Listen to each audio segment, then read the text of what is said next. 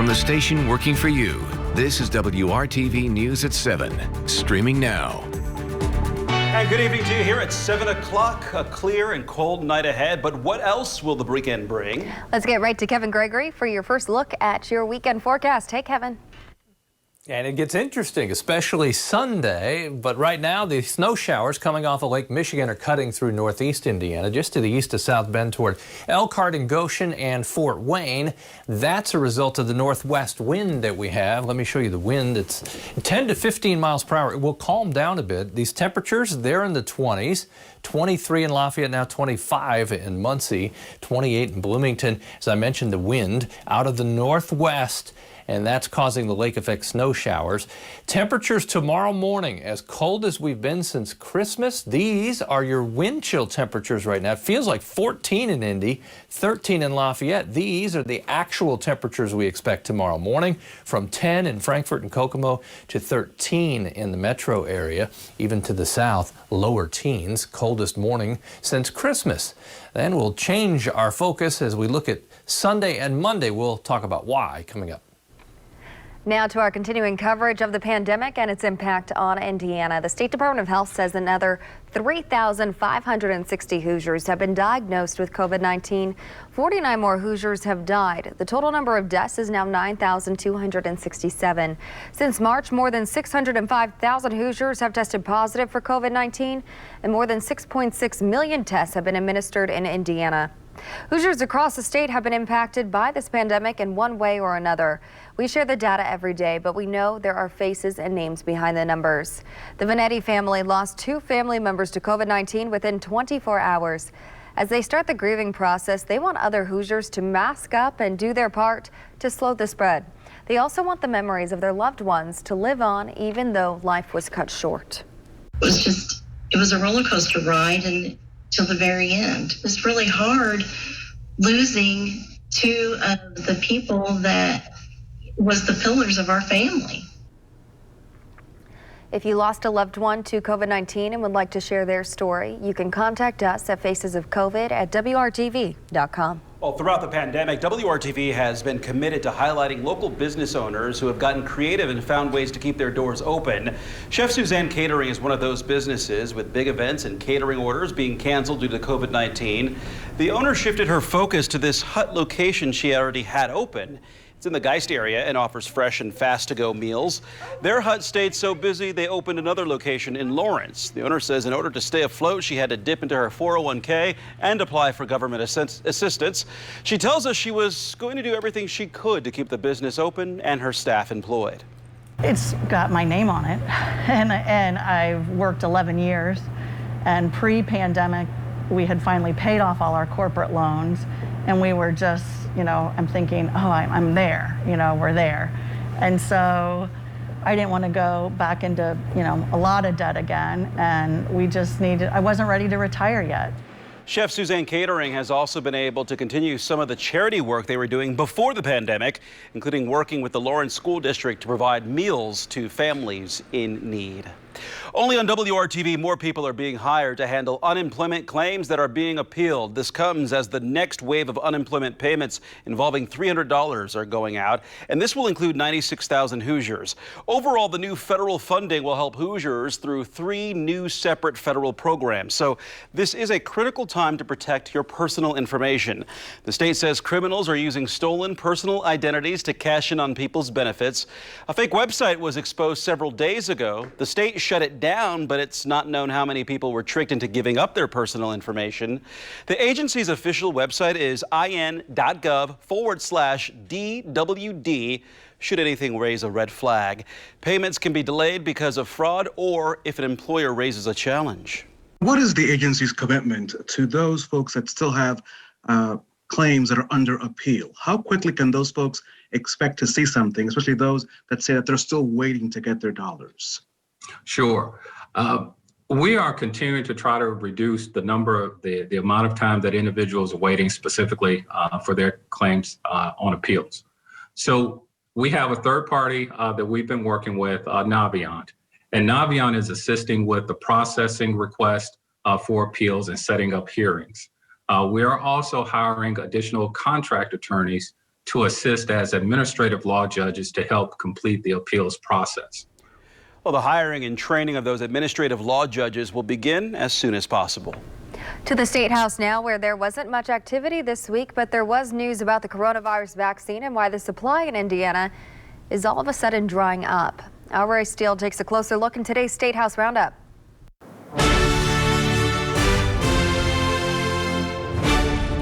The State House was closed for 2 days this week. It means lawmakers were locked out of their work. The reason? The expected pro-Donald Trump protests surrounding Joe Biden's inauguration, protests that never materialized. So since it was a virtual vacation for the legislature and we'd really like to put on our mittens on this cold day, State House Roundup won't take up much of your time. Okay, here we go. The short version. This week, Governor Holcomb gave his State of the State speech, but the bigger news came from his weekly coronavirus briefing. Indiana is having to slow down its rollout of the COVID vaccine. You may recall the words of former Eli Lilly executive and then Health and Human Services Secretary Alex Azar. Every vaccine dose that is sitting in a warehouse rather than going into an arm could mean one more life lost. Just one problem. There was no surplus of doses in warehouses, as the former Trump administration falsely claimed. Our vaccine allocations have not increased beyond the roughly 78 to 80,000 doses we were already expecting each week. The new Biden administration has already proposed a boost in spending to help end the state's vilification of vaccine distribution by the feds. As for what the General Assembly could do to help, apparently not much if there are no shots to give out. So instead of watching the state capitol, you'll need to watch Washington to see if or when that big new stimulus bill injects new life into the logistics of this life-saving liquid. Working for you with State House Roundup, Ray Steele, WRTV. LiteracyWeek.org. Hiring Hoosiers is connecting you to job openings and career paths you might not come across in your job search. Central Indiana social workers say there is a serious need for more black men in their field. Our Cameron Riddle shows you how they're working to recruit people to support kids and families through the impacts of the pandemic.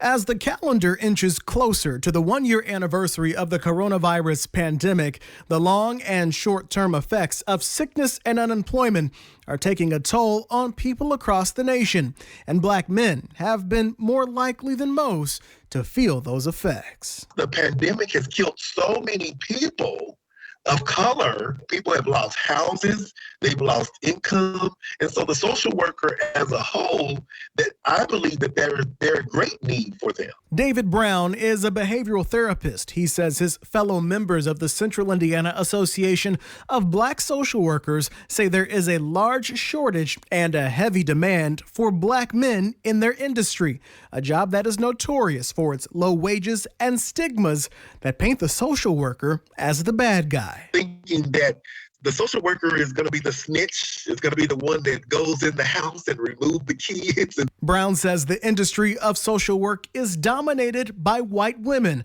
with a lesser number of black males who can relate to the people they are trying to serve. It's one thing to read about being an African-American man, but it's another thing to have been experienced to some of the challenges and some of the biases and some of the race, the racism of it. In an effort to add to the industry's talent pool, Brown and his colleagues from the Black Social Workers Association are hosting a virtual informational session this Saturday, where they hope to inspire more black men to get involved and make a difference. If we're not at the table, if we're not included in the planning, how can you plan something for me as an African-American man, but there's no representation? Cameron Riddle, WRTV.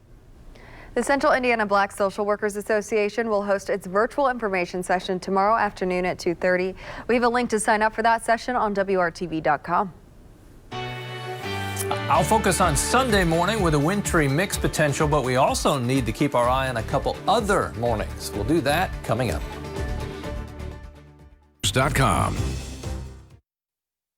Ford is recalling 3 million vehicles in the U.S. and Canada over airbags. The airbags were made by the same company whose airbags have been linked to at least 18 deaths in the U.S. The recall comes after the National Highway Traffic Safety Administration rejected Ford's argument that this version of the airbags didn't need to be replaced. The The recall is over a defect in airbags made by the now bankrupt Japanese manufacturer Takata. Another version of the airbag had an inflator defect that caused a number of the bags to explode, spraying shrapnel throughout the vehicle. Even though the airbags used by Ford are a different but similar version from those in the previous recalls, safety regulators said they still pose a risk. The National Football League is going to allow 22,000 fans to attend the Super Bowl next month. That includes 7,500 vaccinated healthcare workers who will get free tickets. The NFL said that healthcare workers will be recognized with planned tributes in the stadium during the broadcast. The NFL said it made the capacity decision after discussions with public health officials, including the CDC, the Florida Department of Health, and area hospitals and healthcare systems. The NFL says its comprehensive plan will let the league host fans at the Super Bowl in a safe and responsible way during the pandemic. Super Bowl 55 takes place at Raymond James Stadium in Tampa, Florida on Sunday, February 7th. Costco is testing out curbside pickup. Up until now, the wholesale club has only offered pickup for expensive items like jewelry and electronics. However, Costco announced last week that it would start offering members same-day pickup on many of its grocery and general merchandise items. Customers shop for orders and pay through Costco's website. Employees prepare the online orders and bring them out to the customer's car parked in dedicated spaces. There's a $100 order minimum for pickup and a $10 fee on each. The testing phase is being conducted in New Mexico. This week is News Literacy Week, and our parent company Scripps is partnering with the News Literacy Foundation to help provide you with ways we can all spot misinformation that's meant to trick or mislead us. More now from Usher Qureshi. In a time of instant information gratification, immeasurable amounts of data online are at our fingertips. Some say it's both a blessing and a curse. The downside of that is it's very conducive to selective thinking. Helen Lee Bouygues is a fake news expert and critical thinking advocate with the Reboot Foundation. For the last few years, they've been studying fake news and the misinformation ecosystem. What's the link between fake news and critical thinking? There's actually quite a bit, because fake news is a bit of a symptom of not doing proper critical thinking.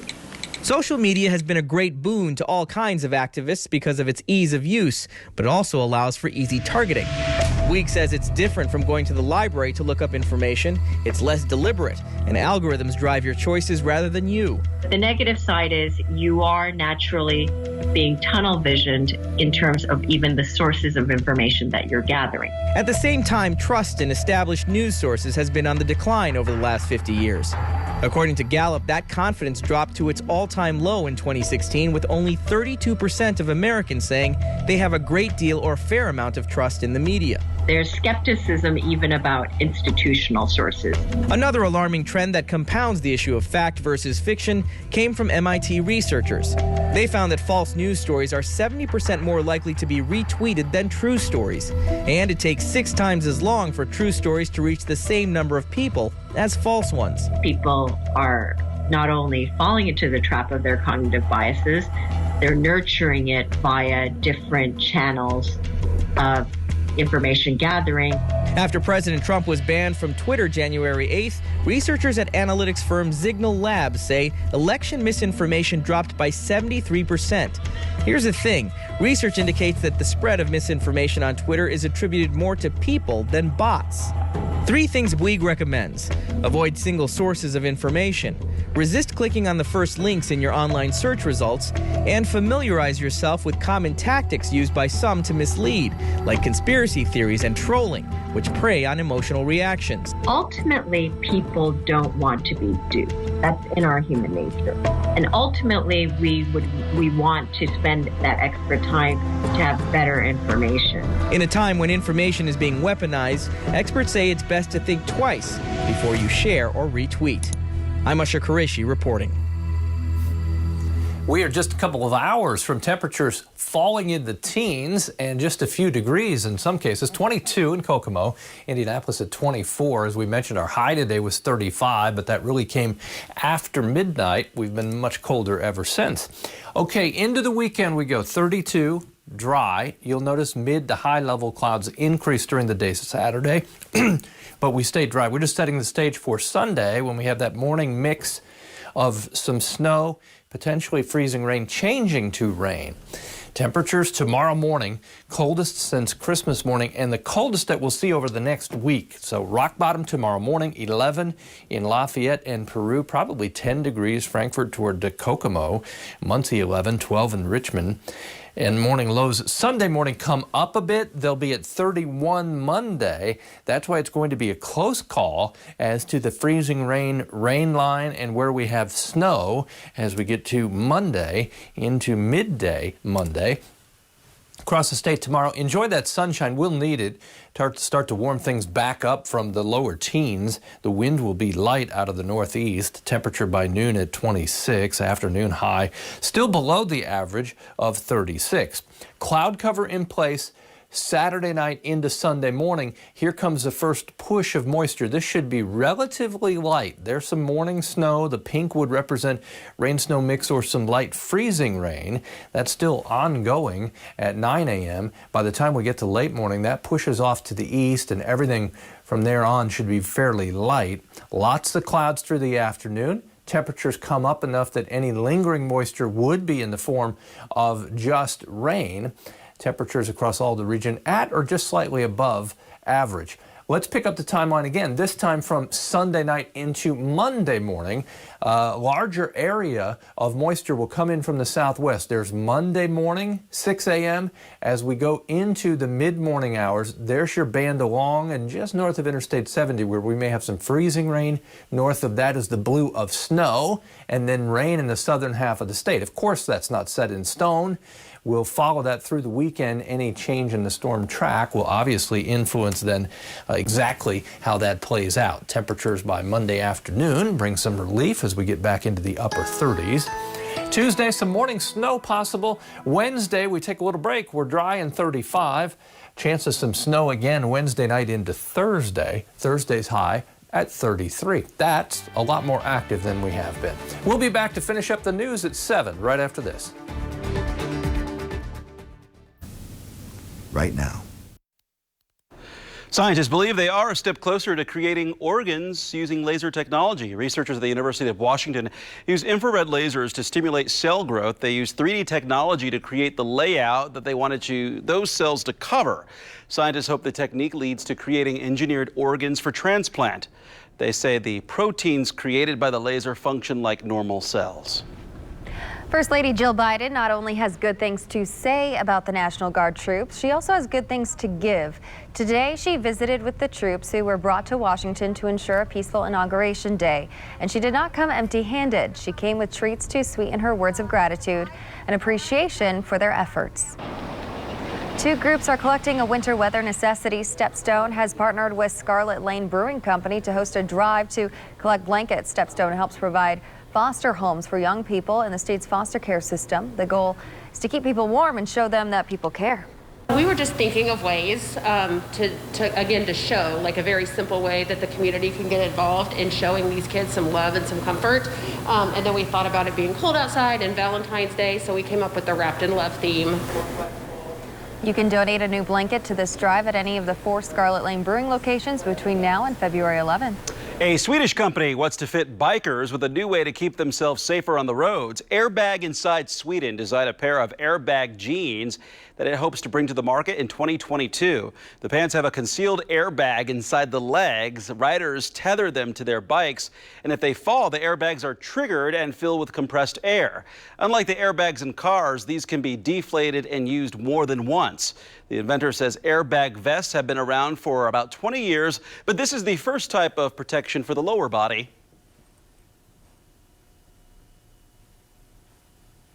That's interesting. I was just thinking about that concept. I guess you couldn't wear shorts. You wouldn't get the same benefit, would you? 26 at noon, afternoon high of about 32 degrees with sunshine. Too cold to bike. But cushioning the fall is always good, right? Get a jacket and we'll see you at 11.